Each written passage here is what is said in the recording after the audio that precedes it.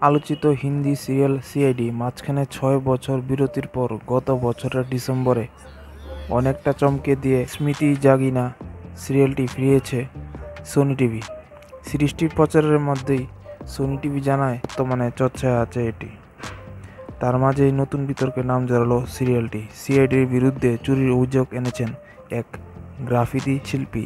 সিআইডিতে এখনকার পর্বে এখন দেখানো হচ্ছে এসপি প্রদ্যুম্নকে, যারা খুন করেছে তাদের খোঁজার চেষ্টা করছে বাকি টিম।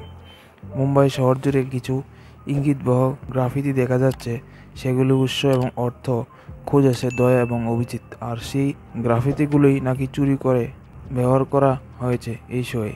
গত সোমবার মুম্বাইয়ের একটি গ্রাফিতি শিল্পী মুজ গ্রাফিতি তার ইনস্টাগ্রামে প্রমাণসহ একটি ভিডিও পোস্ট করেন। সেখানে দেখা যাচ্ছে সিআইডি সিরিয়ালের তার কাজ চুরি করে ব্যবহার করা হয়েছে, যেখানে ভঙ্গ করা হয়েছে কপিরাইট আইন। ভিডিও পোস্ট করে ইনস্টাগ্রামে শিল্পী লেখেন, প্রথমে খুব খুশি হয়েছিলাম কারণ শৈশব থেকেই আমার ঘরে এই শো দেখা হয়েছে, আর সেখানে নিজের কাজ দেখতে পাওয়া অনেক আনন্দের বিষয়। কিন্তু এখানে শুধু আমার নয়, অনুমতি ছাড়া আরও কিছু শিল্পীর কাজ ব্যবহার করা হয়েছে। নিজেরা কোনো শিল্পীকে দিয়ে কাজটা না করে ইউটিউব থেকে চুরি করে ব্যবহার করেছে।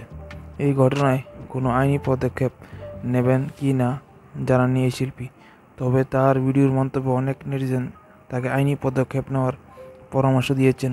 বিষয়টি নিয়ে এখনও নিজেদের অবস্থান পরিষ্কার করেননি সোনি টিভি, তবে এখন ভিডিওটি ওই শিল্পীর প্রোফাইলে দেখা যাচ্ছে না বলে জানিয়েছে নিউজ18। উল্লেখ্য, সিআইডিতে এসিপি প্রদ্যুম্নের বদলে এসেছে পার্থ সমর্থন। পার্থকে এসিপি প্রদ্যুম্নের চরিত্রে নয়, দেখা যাবে এসিপি অংশুমান নামে নতুন একটি চরিত্রে। সিরিয়ালটি দিয়ে বেশ কয়েক বছর ছোট পর্দায় ফিরেছেন পার্থ সামথন।